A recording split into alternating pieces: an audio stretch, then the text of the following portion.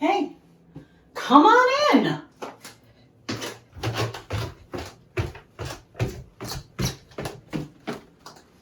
So this is what I generally refer to as Sewing City.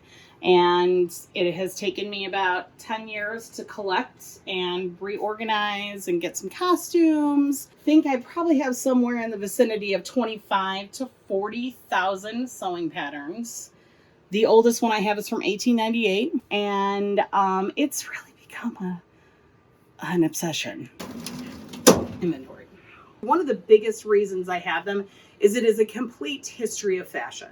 So however long, or however far back I can get a pattern, I can actually see visual proof of what somebody in that time period was wearing, which is great as far as a resource material. And then if I need to make it, I actually have an outline of how the garment was made. So it's actually one of the best resources I have for learning about history of fashion. The Coroner assistant was a gemstone of a project. I had a friend of mine who emailed me the listing that the director had put on Neopal looking for a specific suit, which was an 1898 English policeman's uniform. So I asked her if there was a script, and she said, yeah. And then she sent it to me and I read it, and I was like on board from that point on, mostly because I really wanted to do something in film.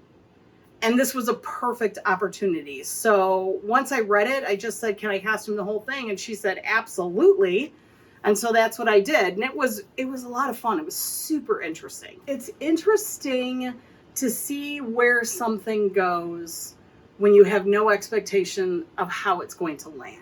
It's finding that stuff out. It's looking at characters and thinking about who they are and the idiosyncrasies they might have, the things that they might wear or touch, or, how they stand or look, all that goes into when you're designing costumes for a character. Like Thomas's hat had to be dirty because it looked like he just came out of a graveyard. So he really needed to be dirty. So I ended up using coffee grounds to stain his hat because that looked more like dirt than actual dirt. I love working with Angeline because she's dark. When I first read the script, some of the characters were not as I anticipated them being.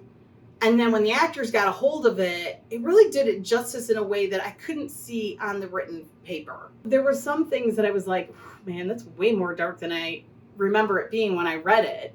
Or that is a little bit more campy than the way that I read it. Like when this person came on and started acting in a certain way, I was like, oh, that's not at all how I read that character. But it was good, it was interesting, and it added to the mix.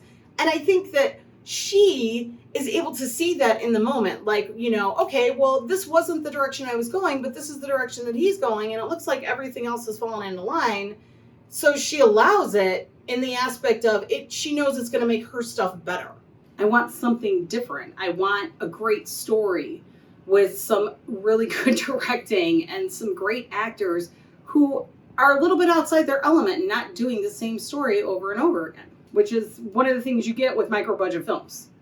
Have a dream, stay the course, love yourself.